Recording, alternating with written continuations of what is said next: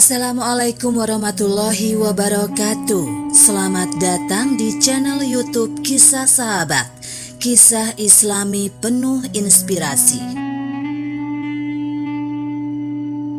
Kisah seorang budak yang membuat taubat 3 pelacur dan para pelanggannya.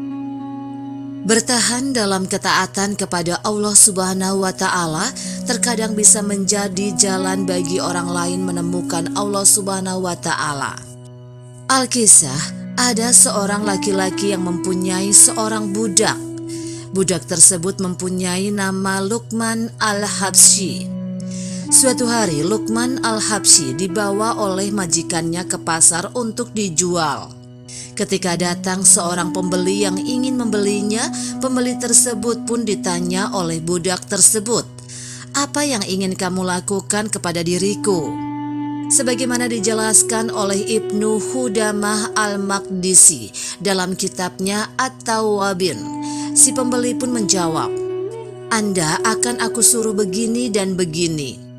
Mendengar perkataan orang yang mau membelinya, dia pun langsung berkata, "Kumohon, Anda jangan membeliku."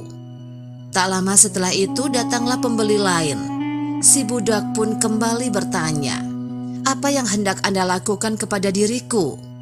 Si pembeli kemudian menjawab, "Akan aku jadikan engkau sebagai penjaga rumahku." Mendapat jawaban seperti itu, budak tersebut pun berkata, "Kalau begitu belilah aku." Laki-laki itu kemudian membeli budak bernama Luqman Al-Habsyi dan membawanya pulang ke rumah. Majikan baru budak Habsyi ini ternyata mempunyai 3 orang anak perempuan.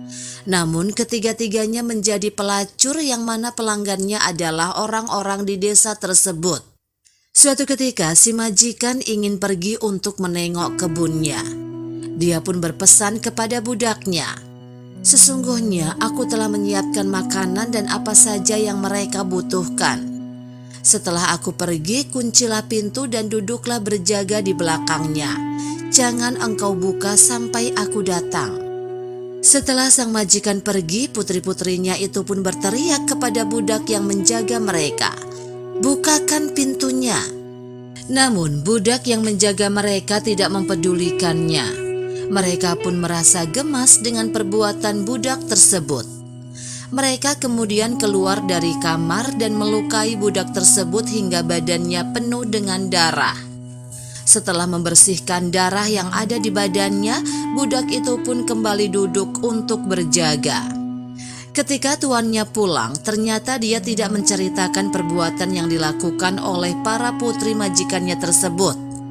Di kemudian hari majikannya kembali ingin pergi. Si majikan pun berpesan kepadanya, "Aku telah menyiapkan makanan dan semua kebutuhan mereka. Oleh karena itu jangan sekali-kali membuka pintu." Pada saat sang ayah telah pergi, 3 putri majikannya itu pun keluar dari kamarnya dan berkata kepada penjaga, "Buka pintunya." Si penjaga pun tetap tidak membukakan pintu untuk mereka. Dia tetap memegang amanah dari majikannya, yaitu tidak membukakan pintu untuk para putrinya. Sebab kalau dibukakan mereka akan menemui para pelanggannya.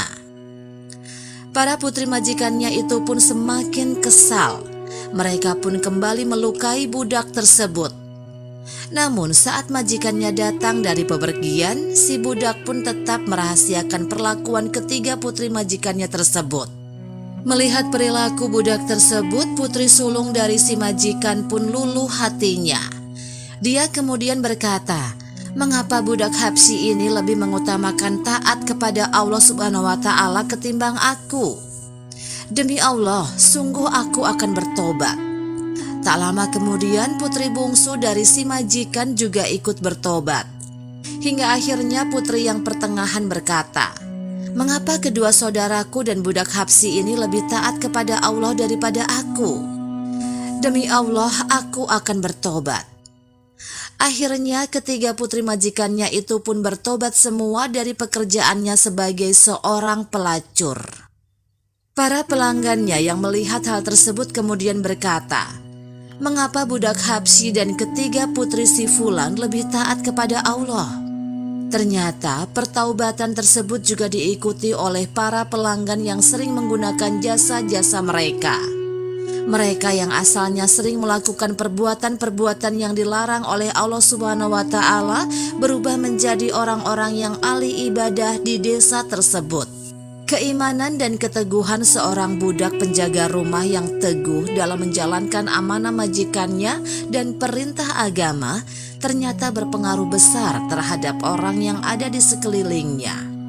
Hal ini sekaligus menunjukkan bahwa perbuatan buruk yang sering dilakukan orang kepada kita, jika kita balas dengan sebuah kebaikan, suatu saat bisa menyadarkan dan meluluhkan hati mereka.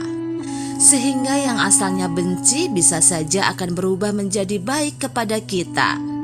Karena bertahan dalam ketaatan kepada Allah Subhanahu wa Ta'ala terkadang bisa menjadi jalan bagi orang lain menemukan Allah Subhanahu wa Ta'ala. Demikianlah kisah sahabat yang dapat kami sampaikan.